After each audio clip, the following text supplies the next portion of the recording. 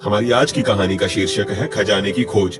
एक गांव में रामलाल नाम का एक किसान अपनी पत्नी और 4 लड़कों के साथ रहता था। रामलाल खेतों में मेहनत करके अपने परिवार का पेट पालता था, लेकिन उसके चारों लड़के आलसी थे, जो गांव में वैसे ही इधर उधर घूमते रहते थे। एक दिन रामलाल ने अपनी पत्नी से कहा कि अभी तो मैं खेतों में काम कर रहा हूँ, लेकिन मेरे बाद इन लड़कों का क्या होगा? इन्होंने तो कभी मेहनत ही नहीं करी, ये तो कभी खेत में भी नहीं गए। रामलाल की पत्नी ने कहा कि धीरे धीरे ये भी काम करने लग जाएंगे। समय बीतता गया और रामलाल के लड़के कोई काम नहीं करते थे।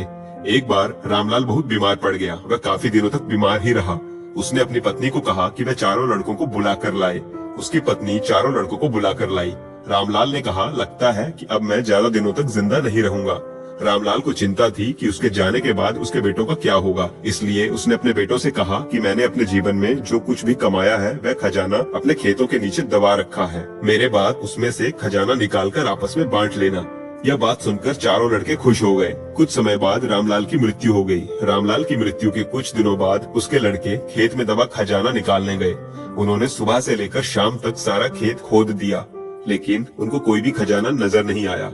लड़के घर आकर अपनी माँ से बोले कि माँ, पिताजी ने हमसे झूठ बोला था, उस खेत में हमें कोई खजाना नहीं मिला।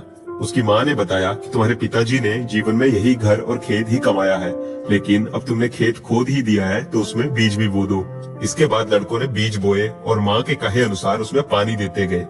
कुछ समय बाद फसल पककर तैयार हो गई, जिसको बेचकर लड़कों को अच्छा मुनाफा हुआ, जिसे लेकर वे अपनी माँ के पास पहुँचे। माँ ने कहा कि तुम्हारी मेहनत ही असली खजाना है, यही तुम्हारे पिताजी तुमको समझाना चाहते थे। इस कहानी से हमें यह शिक्षा मिलती है, हमें आलस्य को त्याग कर मेहनत करनी चाहिए। मेहनत ही इंसान की असली दौलत है।